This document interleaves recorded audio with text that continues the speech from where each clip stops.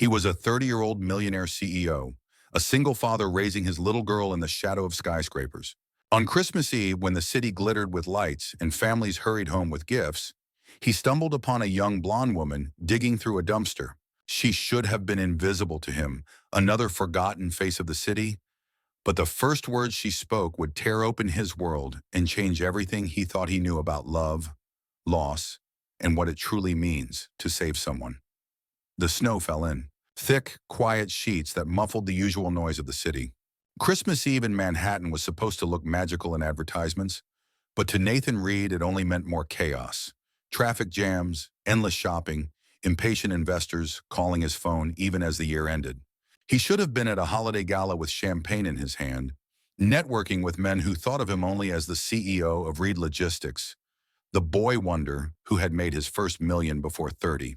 Instead, he had promised his daughter that they would stop by the bakery near their apartment for muffins because she swore they were the most chocolatey muffins on earth. Nathan carried the paper bag in one hand, the other tightening his scarf, around little Sophie, who skipped beside him with bright eyes that only 5-year-olds had on Christmas Eve. As they turned down a side street dusted with snow, Nathan heard the sound of something metallic clanging.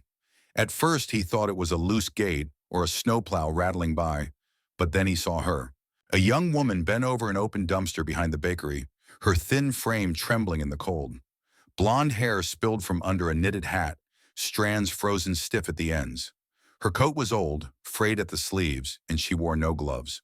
Her bare fingers were red, cracked by wind and frost. She wasn't rummaging mindlessly. She sifted through bags with deliberate care, pulling items out, shaking off the snow, inspecting them. Nathan instinctively pulled Sophie closer to his side, his first instinct protective. But before he could say anything, Sophie whispered, "Daddy, she looks cold. Why doesn't she have mittens?" Nathan hushed her gently, but his daughter's eyes stayed fixed on the stranger. "Do you need help?" Nathan called out. He expected her to flinch, to turn away, embarrassed at being caught. Instead, she straightened and looked at him directly, her gaze piercing and steady. Her voice was calm, not begging, not apologetic. "If you want to help," she said, "stop sending food here. You're Nathan Reed, aren't you? Reed Logistics trucks deliver these unsold shipments every night. Half of it is still fresh. One signature from you, and these loaves would be in shelters instead of rotting in the snow." Nathan froze, thrown off balance. He was used to people asking for money, favors, jobs. He was not used to being confronted like this, especially by a woman standing in the snow beside a dumpster. She brushed a strand of hair from her face and added, "My name is Grace. I'm not asking for charity. I'm asking for responsibility. A single signature from you could change what happens to all this." Sophie peeked around her father's coat and whispered loudly enough for both adults to hear, "She's pretty, but her hands are freezing." The little girl tugged at her backpack, digging out a pair of tiny pink mittens with pom-poms on the wrists. "Daddy, can we give her these? I have another pair at home." Grace blinked in surprise as Nathan hesitated. He had no words. His daughter held out the mittens with childish certainty, and after a long pause, Grace accepted them, sliding them onto her frostbitten fingers. They were far too small, but they covered her skin, and she smiled faintly at Sophie as though the gesture were the most precious gift she had received in years. Nathan stood there in the snow, caught between discomfort and something else he couldn't quite name. He was a man who signed contracts worth millions every week, who had shareholders hanging on his decisions. Yet here, in this narrow alley behind a bakery, confronted by a determined homeless woman and the innocent kindness of his daughter, he felt as though this was the first time anyone had asked him for something real. Grace's voice broke through his thoughts. "You don't have to decide right now. But know this, every night that passes, people go hungry while your trucks return empty. Think about what you could do." She turned back to the dumpster, but Nathan didn't move. He watched her carefully place a loaf of bread into a cloth bag slung over her shoulder. She did it with dignity, as though she were handling treasure, not waste. Sophie tugged at his coat again, whispering, "Daddy, can she come with us? She looks like she needs muffins too." Nathan's throat tightened. He wasn't sure what shocked him more, the fearless way Grace had spoken his name, the blunt truth in her words, or the sight of his daughter instinctively reaching out to a stranger. For a long moment, the snow fell silently around them, And Nathan realized that this Christmas Eve was not going to be like any other. It was the beginning of something he could not yet understand, but something he knew would change everything. The small cafe smelled of cinnamon and roasted beans, a warmth that wrapped around them the moment Nathan pushed open the glass door. Sophie rushed in first, her cheeks pink from the cold, clutching her little backpack. Nathan followed, glancing back at the figure behind him. Grace hesitated for a moment, as though stepping into a cafe without money was some kind of trespass. But when Sophie grabbed her hand and tugged, she allowed herself to be led inside. Nathan ordered hot chocolate for Sophie, a coffee for himself, and after a pause, one for Grace. She sat stiffly at the corner table, hands hidden inside the mittens that were clearly too small, watching the snow through the window as though she might disappear if she stayed too long. Sophie slid into the seat beside her and began drawing stick figure snowmen on a napkin, with the stub of a crayon she had found in her bag. Grace leaned slightly closer, smiling faintly. "You don't have to buy me anything," she said quietly to Nathan as he set the cup in front of her. "It's just coffee," he replied, sitting across from her. "You don't need to feel guilty about coffee." Her eyes lifted to meet his, and there was something in them. Defiance, but also exhaustion, like she had spent too long explaining herself to people who never listened. She wrapped her fingers around the cup, holding it like it was a lifeline, and for a moment Nathan wondered how long it had been since she had last held something warm. "I wasn't digging for food," she said after a silence. "Not really. I was checking the patterns. You see, there are cycles in what gets discarded. Bakeries, grocery stores, distribution centers. If you map it right, you can figure out when the food is still fresh. We call it a trash map. There's a whole network of us who track it. That's how people like me survive." Nathan frowned, taken aback by the calm precision in her voice. "People like you?" Grace sipped her coffee before answering. "People who lost their footing. I studied music once. Piano. My mom used to say my fingers were born to play. I got scholarships, competitions. Then she got sick. Medical bills piled up. I worked 2 jobs, then lost one, then the other. When she died, the apartment went next. And here I am, not a musician anymore. Just another face people try not to see on the street." Her words hit Nathan harder than he expected. He had heard dozens of polished success stories at galas and fundraisers, but he had never heard someone describe their fall so clearly, so without embellishment. Grace's voice wasn't begging for pity, it was simply stating fact. Sophie, who had been listening with wide eyes, laid her crayon on the table and asked softly, "Do you still play piano?" Grace smiled at the child, though it was a smile tinged with sadness. "Not in a long time." Sophie tilted her head. "You should play again. Daddy says, when you're sad, music makes it better." Nathan shifted uncomfortably at that, but Grace's expression softened. She reached out and brushed a lock of hair from Sophie's forehead with surprising tenderness. "Your daddy's right," she whispered. For a while they sat in silence, the snow tapping softly against the window. Nathan studied Grace more closely. She wasn't frail in the way he had expected. There was strength in her posture, in the way she spoke. A woman who had been broken down but had refused to crumble completely. He realized then that she hadn't been lying when she said she wasn't asking for charity. "What you said outside," Nathan began carefully, "about my company, about the trucks. How do you know so much about our roots?" Grace's lips curved in a half smile. "Observation. You'd be surprised what you learn when you're invisible. I know when your trucks dump unsold bread, when supermarkets rotate stock, when warehouses throw away returns that aren't even damaged. I could draw you a map of waste in this city, enough to feed half the shelters every night." Nathan leaned back in his chair, unsettled. The idea that someone was tracking his company's waste routes so carefully should have sounded like a threat, but instead it sounded like a revelation. "And you want me to sign a program," he said slowly, "to redirect the food?" Grace nodded. "It's simple. Instead of sending it to dumpsters, load it back into the trucks and deliver it to shelters. You already have the infrastructure. It just needs authorization and the will to do it." Nathan rubbed a hand over his jaw. "And you're just offering to help out of what?" "Idealism." Her eyes darkened slightly. "I'm offering because I'm tired of watching kids dig through garbage, because I know exactly what it feels like to wonder if you'll eat tomorrow, and because you have the power to change that. Maybe you don't realize it, but you do." The bluntness of her tone cut through him. Nathan, who was used to people flattering him, persuading him, begging him for money, found himself facing a woman who didn't care about his wealth or his reputation. She was asking him to do something, not for her, but for people like her. Sophie, still drawing, slid her napkin across the table. On it were three stick figures holding hands in the snow. Two tall, one small. Beneath them she had scrawled the word family in crooked letters. "Look," she said proudly, "this is us. And Grace too." Nathan and Grace both stared at the drawing, silent. Grace touched the corner of the napkin gently, her eyes suddenly wet, though she blinked it away quickly. Nathan cleared his throat. "Come to my office tomorrow morning," he said at last. "Bring your map. Show me what you've got." Grace studied him for a long moment, as if trying to decide whether to believe him. Finally, she nodded once. "Tomorrow." And as Nathan helped Sophie into her coat and held the cafe door open, he realized something he hadn't expected at all. He was looking forward to tomorrow in a way he hadn't looked forward to anything in years. Morning sunlight spilled through the tall glass windows of Reed Logistics headquarters, throwing pale gold across the polished marble floor. Nathan sat in his office on the 40th floor, a place of pristine order.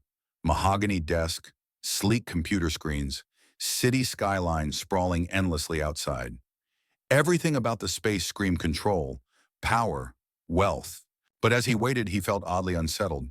He had agreed last night, almost impulsively, to bring Grace here. Now he wasn't sure what exactly he was expecting. When his assistant announced her, Nathan rose automatically. Grace entered cautiously, her steps hesitant on the gleaming floor. She wore the same coat from the night before, patched and frayed, but she had brushed her hair and tied it back, as though making an effort to appear presentable. She carried a worn canvas bag, heavy with papers. There was a faint flush on her cheeks from the cold morning air, but her eyes were sharp and alert, scanning the room quickly before settling on him. "This is a palace," she murmured half to herself. "And you run it." Nathan felt a flicker of embarrassment. "It's just an office. Please, sit." She sat stiffly in the leather chair across from him, clutching the bag in her lap as though afraid someone might take it away. Nathan tried to ease the tension with small talk, asking if she had found the building easily, if she wanted water or coffee, but Grace brushed it aside. She was here for one reason. Without another word, she pulled out a stack of folded papers, some smudged with water stains, others carefully drawn with colored markers. She spread them across his desk with a precision that surprised him. "This," she said firmly, "is your waste network." Nathan leaned forward, studying the maps. They were crude compared to the polished presentations he was used to, but they were startlingly detailed. Routes of his delivery trucks were traced in red. Arrows pointed to bakeries, supermarkets, distribution centers. Notes scribbled in the margins indicated times, dates, quantities. And in blue ink were lines connecting those points to shelters, food pantries, and churches. Grace tapped one spot on the map. "Here, your trucks return to the warehouse around midnight. They're empty. Meanwhile, less than a mile away, this shelter is at capacity every night. People sleeping on the floor. All it would take is redirecting what you call unsellable bread. Fresh that morning, only past shelf life for the store. Perfectly fine for eating." She moved to another point. "Here, a grocery chain throws out produce every Tuesday. Your trucks pass the same route on their return. Why not stop for pickup? You already pay for fuel. You already pay for drivers. The system is there. It just needs permission and coordination." Nathan was stunned. He couldn't deny the clarity of what he saw. He looked at Grace, who was leaning over the desk, her eyes alight with intensity. She wasn't just surviving. She had turned survival into a science. "You've tracked all of this yourself?" he asked. "With others," she admitted. "There's a community. We watch. We share notes. Most people don't notice us. That's an advantage." Her mouth twisted into a bitter smile. "Invisible people see everything." Nathan felt a pang of guilt. He had spent his life chasing growth charts, quarterly profits, logistics efficiency. Yet here in front of him was a picture of inefficiency that had never crossed his mind. Not because it wasn't solvable, but because he had never looked for it. The office door opened and Paul Ramirez, his COO, stepped inside without knocking. "Nathan, I need a minute about the—" He stopped mid-sentence, his eyes narrowing at the sight of Grace and the spread of messy papers across the immaculate desk. What's going on here? This is Grace Miller, Nathan said evenly. She's presenting a potential initiative for food redistribution. Paul snorted. From the trash? From unsold goods, Grace corrected coldly. Food that your company already transports but discards. Food that could keep children from going hungry. Paul glanced at Nathan with a smirk. And you're entertaining this? Nathan, with all respect, this is charity work. It's not our business. Liability, insurance, logistics complications. Do you know what a nightmare it would be? Grace met his gaze without flinching. Do you know what a nightmare it is for a child to fall asleep hungry in the middle of winter? Liability doesn't matter when you're shivering in a shelter with nothing in your stomach. Paul's smirk faltered slightly. Nathan suppressed the urge to smile. She had cut through him with a single sentence, something Paul's boardroom opponents rarely managed.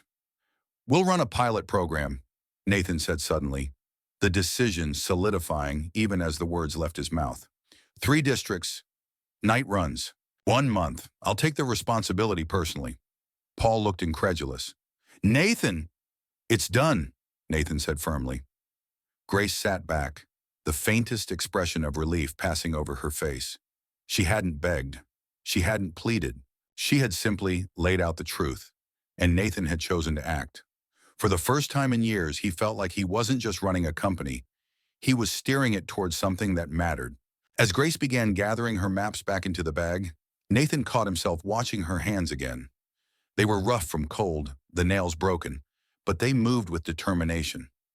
Sophie's pink mittens peeked out from the bag's side pocket. Grace, Nathan said quietly, just as she rose to leave. Thank you. She looked at him, startled, then gave the smallest nod. Don't thank me yet. Wait until it works.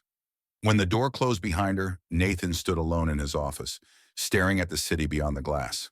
For the first time in his career, the spreadsheets on his desk seemed irrelevant.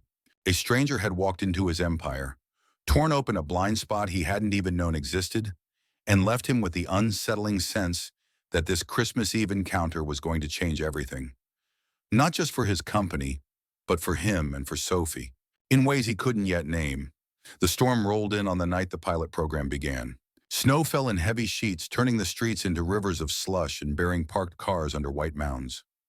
Nathan sat in the passenger seat of one of his company's trucks, the engine rumbling beneath him, headlights cutting through the storm. It felt strange to be here.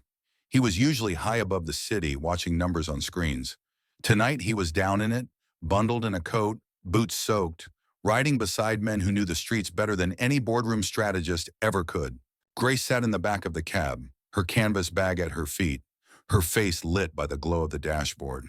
Her eyes never stopped moving, tracking their route, scanning the sidewalks, noting details as if she were building another invisible map in her head. The first stop was a bakery that had agreed to participate. They hauled in crates of bread and pastries, items that would have gone into dumpsters. Grace jumped down from the truck before anyone else, her boots splashing in the slush, her breath rising in quick clouds. She moved like she belonged there, directing the workers where to place the crates, checking expiration dates, brushing snow off plastic covers. Nathan found himself watching her, realizing that while she had once been forced to scavenge, she now moved with the authority of someone saving rather than surviving. Halfway through the route, the truck skidded on an icy patch and became stuck. Wheels spun helplessly in the snow, sending up sprays of ice. The driver cursed under his breath, trying to rock the vehicle forward. Without hesitation, Grace jumped out into the storm, shouting over the wind, "Come on, push! It'll move if we rock it together." She planted her shoulder against the steel side. Her mittens soaked through instantly and pushed with every ounce of strength. The driver and Nathan scrambled to help, boots sliding on the slick pavement. For a moment it seemed impossible. The truck, a hulking beast, sunk into the snow. But then with a groan, the tires caught and the truck lurched forward. Grace stumbled, laughing breathlessly as she caught herself on the side mirror. Snow clung to her lashes and her cheeks glowed crimson from the cold. Nathan stared at her, chest heaving, realizing he hadn't laughed like this himself in years, not even after victories worth millions. When they finally arrived at the first shelter, volunteers came rushing out to help unload. The sight of crates of bread and pastries drew cheers, and more than one person clasped Grace's hand in thanks, mistaking her for the organizer. She didn't correct them. She just smiled faintly and passed out loaves like gifts. A small girl in a tattered coat clutched a muffin as if it were treasure, and Grace knelt to smooth the girl's hair, whispering something that made her beam. Nathan stood a few feet away, frozen by the scene. He had spent millions on polished donations, but he had never seen joy like this. It was raw, immediate, alive. The night should have ended there, triumphant. But as they pulled up outside the second shelter, flashing lights cut through the storm. Two police officers approached, their beams slicing into the cab. "IDs!" one barked. Nathan handed over his license without hesitation, but Grace stiffened. He glanced at her and understood instantly. She had nothing to give them. No proof of who she was. The officer tapped his flashlight impatiently. "Ma'am?" Grace's voice was steady, but Nathan could see the tension in her jaw. "I don't have one." "That's a problem," the officer said. "You'll have to come with us for verification." "Wait," Nathan interrupted, stepping out into the snow. "She's with me." The officer's eyes narrowed. "And you are?" "I'm Nathan Reed, CEO of Reed Logistics. These are my trucks, this is my program, and she's working with me." His voice cut through the storm like steel. "If you want proof, check tomorrow morning when your precinct receives 2 full crates of food courtesy of this initiative." The officers exchanged a glance, clearly recognizing his name. One muttered something under his breath, then handed Nathan back his ID. "Fine, just make sure she gets her papers sorted. Don't let it happen again." When they finally drove away, Grace sat silent in the back, her hands clenched around something small and silver. Nathan turned to see a pendant in the shape of a musical note, scratched and worn. She held it so tightly her knuckles were white. "My mother gave me this," she whispered. "I thought I'd lost it. I kept thinking if I had it with me, maybe I'd feel safe again." Nathan's chest tightened. He wanted to reach out, but didn't. Instead, he said softly, "Your past isn't a prison, Grace. It's a piece of you, but it doesn't own you. The future, we can build that, together if you'll let me." Her eyes flicked up to his, uncertain, vulnerable. For a fleeting moment, the fierce defiance he had first seen in her gave way to something else, something fragile. Then she looked away, clutching the pendant as though it were the only anchor she had. When the truck rolled back toward the warehouse, Nathan sat in silence, staring out at the storm. He had thought he was beginning a simple experiment, a pilot program to test an idea. But as the night wore on, he realized the truth. This wasn't just about food or shelters or logistics. It was about a woman who had walked into his world from the snow and forced him to see things he had spent years ignoring. And somewhere deep inside, buried beneath the layers of CEO armor, Nathan Reed felt something dangerous, something exhilarating, the first sparks of change inside himself. The following week should have been a victory. The pilot program had survived the storm, the shelters were stocked, and Nathan's team had already begun to refine routes for greater efficiency. But instead of praise, a wave of chaos hit him like a second blizzard, this time in the form of headlines. The first article appeared on a gossip site: "Millionaire CEO seen with mystery blonde. Charity or Christmas romance." By morning, half a dozen others had followed, each twisting the story further. Some implied Grace was his new mistress. Others claimed she had been planted to create a PR spectacle. A particularly vicious editorial sneered, "Reed's dumpster angel, staged or stolen." Photos of Grace climbing down from the truck in the blizzard, her hair wild and face lit with laughter, were plastered across the internet. None of them showed the food or the children clutching loaves like treasure. At the office, Paul stormed into Nathan's office, waving a printout of the worst headline. "This is what I warned you about. You tie yourself to some stranger with no background check, and now the board is breathing down my neck. Investors are calling. They want to know if you've lost your mind." Nathan clenched his jaw, forcing calm. "The program works. People are eating because of it. And how long before one of them gets sick and sues us?" Paul shot back. "This woman, Grace, she's a liability. You can't drag someone out of the gutter and parade her around like a saint without consequences." Nathan's voice turned to ice. "Don't talk about her like that." Paul faltered, startled by the edge in his tone. "Nathan, you have to think about the company. I am, Nathan said, his voice steady. For once, I'm thinking about more than the bottom line. That's what this company was supposed to be built on. Moving what matters. If our trucks can carry boxes of electronics, they can damn well carry bread to a shelter. Paul shook his head in frustration and left without another word, slamming the door behind him. That night, as Nathan walked Sophie home from school, cameras swarmed the street. Reporters shouted questions. Mr. Reed, who is she? Is she living with you? Is she a fraud? Sophie clung to his coat, her face pale. Grace wasn't with them, but her absence seemed louder than her presence. For the first time, Nathan felt the cruel weight of public scrutiny pressing against someone unprepared for it. The next day, Grace showed up at the warehouse anyway. Her coat was zipped high, her hood pulled low, but Nathan could see the strain in her eyes. They're circling outside, she said quietly. Reporters. They want me to talk, to explain who I am. I don't know what to say. Say nothing, Nathan urged. You don't owe them your story. Not one word. Grace shook her head. But I can't let them tear you apart for this. You gave me a chance. The least I can do is... Before she could finish, a shadow fell across the loading dock. A tall man stepped into the light, his scarf gray against the falling snow, his smile sharp as broken glass. Grace went rigid, her face draining of color. Well, well, the man drawled. Look who's playing saint. Nathan instinctively stepped closer to Grace, his body tense. Who are you? The man's eyes glittered as they slid past Nathan to Grace. Tell him, sweetheart. Or should I? Grace's voice was barely a whisper. His name is Vic Thorne. We knew each other before. Vic smirked. More than knew. I was her manager, her boyfriend, her everything, until she decided to run. Took what wasn't hers too. My notes, my maps. That little network she brags about? Mine. He leaned closer, his voice a poisonous whisper meant for Grace.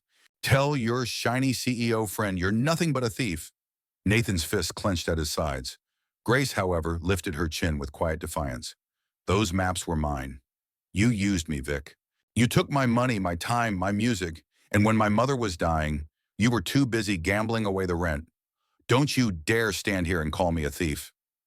Vic's smirk didn't falter. Believe her if you want, Reed. But men like us, we know how quickly reputations fall. One little whisper to the press and your precious charity princess is back where she belongs, in the gutter. Nathan stepped forward, his voice low and cold. Stay away from her, and stay away from my daughter. For a moment, Vic's eyes flashed with anger, but then he laughed, backing away. We'll see. Merry Christmas, CEO. After he left, Grace's hands shook as she hugged her bag against her chest. Nathan wanted to pull her into his arms to shield her from everything. The press, the past, the world. But she pulled back, her voice breaking. You don't understand, Nathan. He's dangerous. He won't stop. Nathan crouched slightly to meet her eyes. Then neither will I. Grace, you're not alone anymore. Not with him. Not with the press. Not with any of it. For the first time, tears slid silently down her cheeks, and Nathan realized how much strength it had taken for her to hold herself together until now. He reached out, brushing the tears away gently with his thumb. Sophie's mittens still peeked from her bag, a reminder of the little girl who had believed in Grace instantly, without hesitation.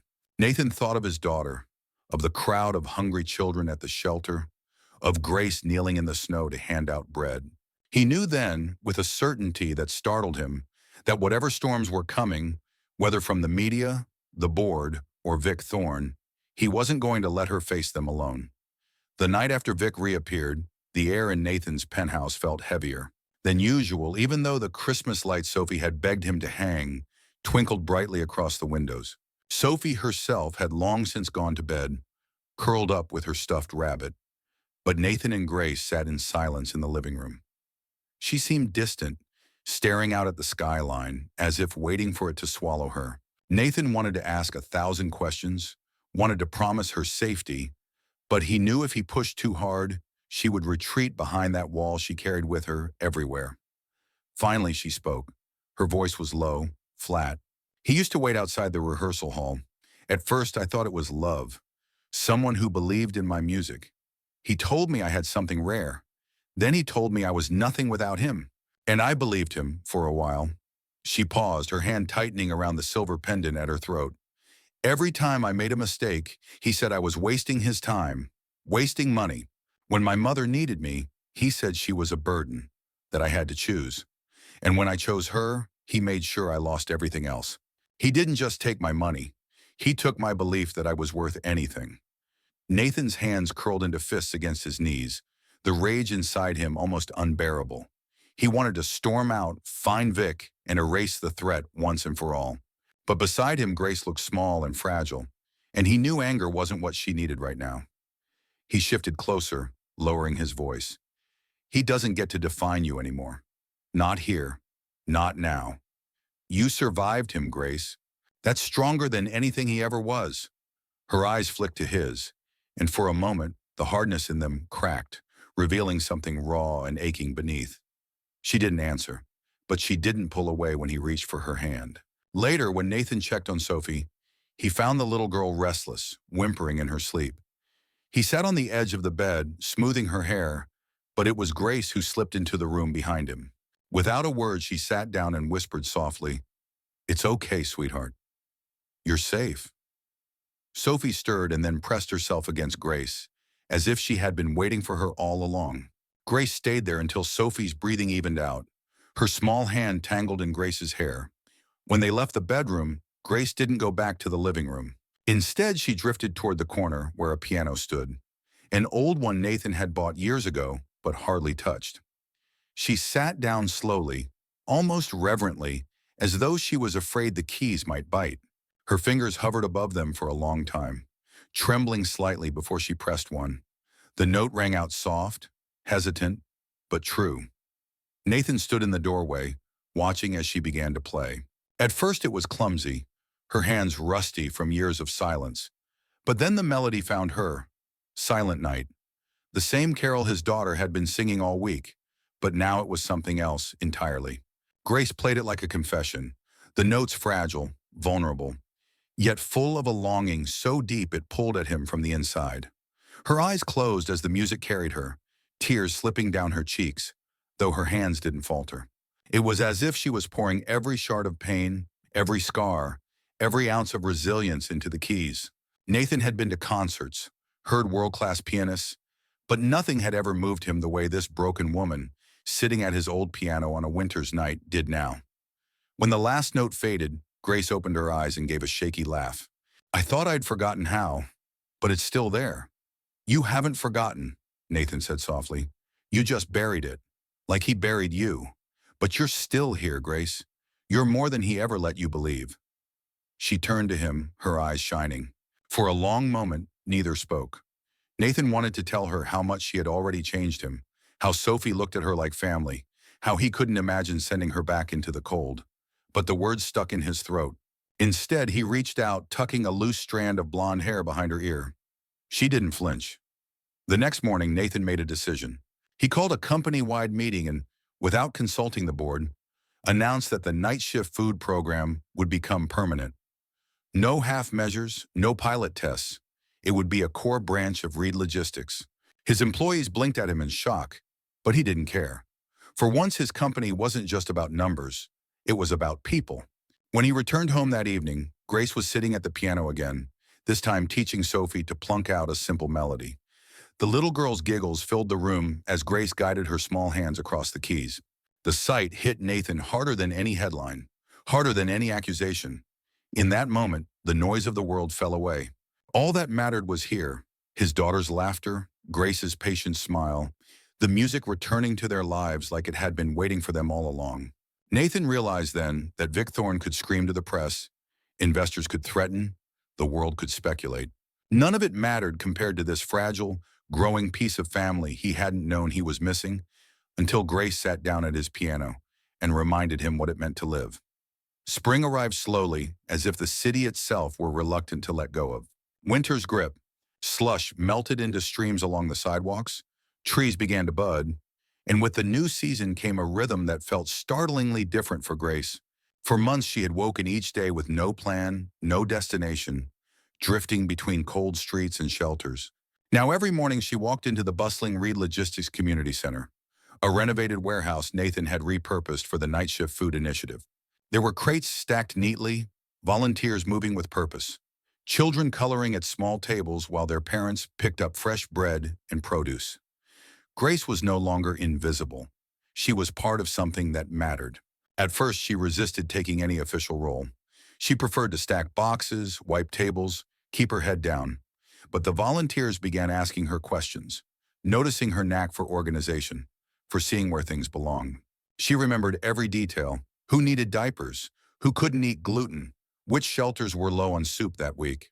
Slowly, Nathan nudged her into more visible work, until one morning she found herself standing behind a folding table with a clipboard, greeting families and signing them in. It felt foreign, almost like wearing someone else's skin. But when a little boy tugged at her sleeve and whispered, "Thank you," she realized she could breathe in this new skin. One day, Nathan approached her with an envelope. She opened it with trembling hands and froze. Inside were freshly issued identification documents, a new state ID card, a copy of her birth certificate, temporary paperwork for a bank account. Her name, Grace Miller, printed cleanly, officially. She traced the letters with her fingertip, tears stinging her eyes. "I thought I'd lost myself," she whispered. Nathan smiled gently. "You never lost yourself. The world just stopped seeing you. Now they'll have to." The transition was not without battles. The press still circled, though their tone had begun to shift. Articles that once sneered at Dumpster Angel now carried headlines like, "From Streets to Strategy, Grace Miller helps Reed Logistics feed thousands." The board of directors remained skeptical, muttering about costs and liability, but Nathan faced them down with the same steel he had once reserved for competitors. "This program isn't charity," he told them in one meeting. "It's efficiency with humanity. We are doing what logistics was meant to do: deliver what people need. If that isn't our business, then maybe I'm in the wrong business." None dared challenge him after that. Grace's greatest test, however, came in court. The case against Vic Thorne moved forward, and though Nathan offered to hire the best lawyers, Grace insisted on standing in front of the judge herself. "For years he spoke for me," she said. "If I want to take my life back, I need to use my own voice." Nathan waited outside the courtroom the entire day, pacing the corridor, listening to the echo of his own footsteps against the sterile walls. When the door finally opened and Grace emerged, she walked with her head high, her face calm. "He got probation and a restraining order," she said simply.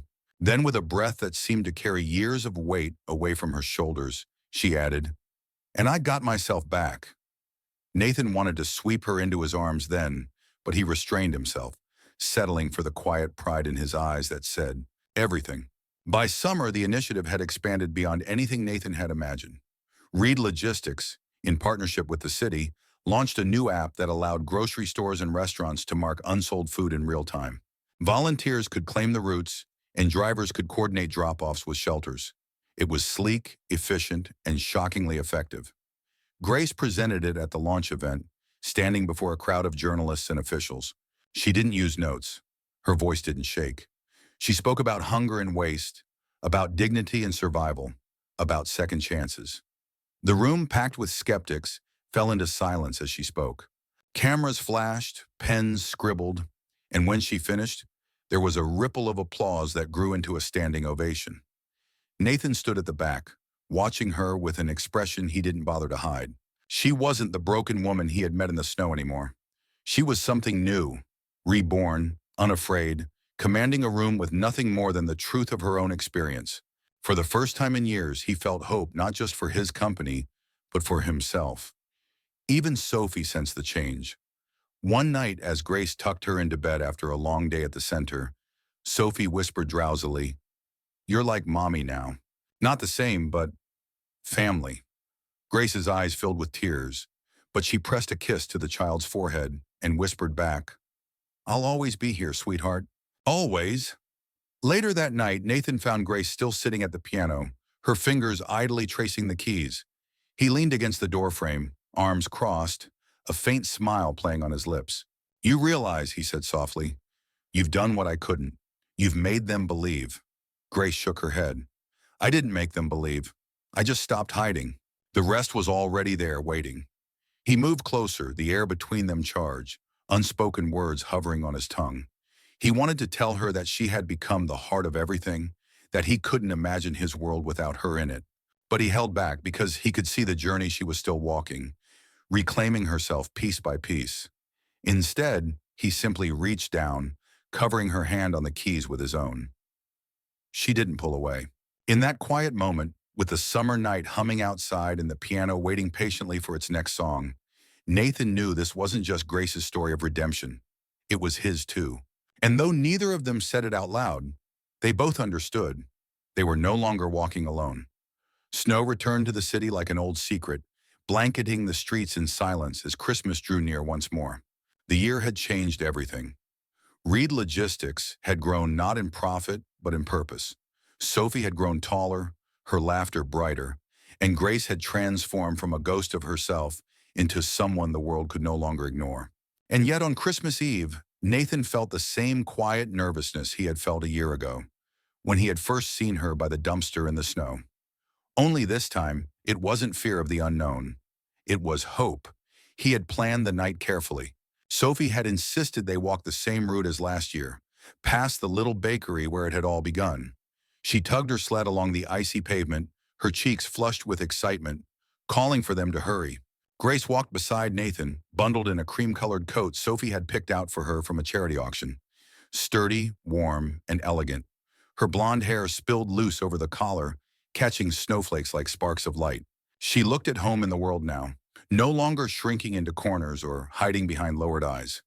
She carried herself with the quiet strength of someone who had faced down storms and come through them whole. When they turned the corner by the bakery, Grace stopped short. A piano sat under the awning, newly restored, its surface polished to a sheen that reflected the glow of Christmas lights. A brass plaque gleamed in the falling snow, in memory of Evelyn Miller, who taught her daughter to hear music where others heard silence. Grace pressed a hand to her mouth, her breath catching. She stepped forward slowly, tracing the letters with her gloved fingers, as if to confirm they were real. "This is," she whispered. Nathan smiled, his hands buried in his coat pockets to keep from reaching for her too soon. "It's yours. The city donated it, but the restoration, well, that was my idea. I thought maybe your mother deserved a place in this story too." Grace sat down on the bench, brushing snow from the keys.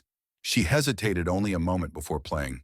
The notes rose into the night air, clear and strong, drifting over the empty street like a blessing. Passers-by paused, drawn to the sound. A man carrying packages set them down to listen. A couple held hands tighter, children pressed close to their parents. For a few minutes the world was still, hushed under the weight of a simple, beautiful song. Sophie placed a paper snowflake on the piano lid, proudly scrawled with her uneven letters. "Thank you for the food." Sophie. Nathan watched the scene, his chest aching with a fullness he couldn't contain. He thought of the first night he had seen Grace. Cold, defiant, clutching bread from a dumpster. Now she was here, radiant in the glow of the city lights, her music filling the air, her name restored, her dignity undeniable. And Sophie, his daughter who had once lived with only the memory of a mother she barely knew, was looking at Grace with an adoration that needed no words. When the music faded, Nathan stepped forward. "Do you remember what you told me that night? At the dumpster?" Grace looked up at him, a smile tugging at her lips. "That I needed your signature." Nathan reached into his coat pocket, pulling out a small velvet box. His heart pounded as he opened it, revealing a simple gold ring, elegant and unadorned, like the purity of a single note. He held it out to her, his voice steady but full of everything he had carried for months. "I brought another signature. Sophie and I already signed our family contract. All that's left is you. Will you sign with us?" Grace's breath caught, tears rising in her eyes. For a long moment she could only stare, as if the world had stopped turning. Then she laughed softly through her tears. "I'll sign, but only if there are no penalty clauses for too much love." Nathan's smile broke wide, relief flooding him. "Deal." Before he could slip the ring on her finger, Sophie let out a squeal so loud it startled the small crowd that had gathered. She clapped her mittens together, bouncing on the sidewalk. "Does this mean I get a new mommy?" Finally, Grace knelt, pulling the little girl into her arms. "Not new, sweetheart, just me." If you'll have me. Sophie nodded vigorously. We already do. Nathan slipped the ring onto Grace's finger as snow swirled around them, the piano behind them glowing softly under the lights. Grace leaned into him, her tears warm against his cheek, and for the first time in years, Nathan felt complete. As they walked home together, Sophie skipping ahead with her sled, Nathan glanced back once. The plaque gleamed, the piano stood ready for another song, and the dumpster behind the bakery was empty, utterly, blessedly empty. It struck him then that this was the true miracle of Christmas. Not the wealth he had accumulated, not the power of his title, but the simple fact that love and grace had walked into his life on a cold night when he hadn't even known he needed saving. And where once his bank account had flashed insufficient funds, his heart now carried a message written in bold, undeniable letters. Approved. Forever. What resonates most with me in this ending is how a single, almost invisible moment, the sight of a woman at a dumpster, became the spark for a complete transformation. Nathan began as a man who measured life in profit margins and contracts, and Grace as someone whom the world had erased, stripped of identity and dignity. Yet through each other, they discovered that worth has nothing to do with titles or bank accounts. It has to do with being seen, believed in, and loved. The happy ending isn't simply that Grace found a home or that Nathan proposed. The true miracle lies in the way they both changed. She regained her voice, her name, and her music. He discovered that the greatest investment he could ever make wasn't in a company, but in people. Sophie's innocent faith bridged their worlds, reminding us that children often see the truth long before adults dare to. For me, the story's final note is a reminder that Christmas miracles don't come wrapped in gold or luxury. They arrive quietly in unexpected places in the form of second chances. And sometimes the most shocking twist isn't scandal or betrayal. It's that love can take root in the coldest of winters, turning emptiness into abundance and writing approved forever, where the world once stamped insufficient.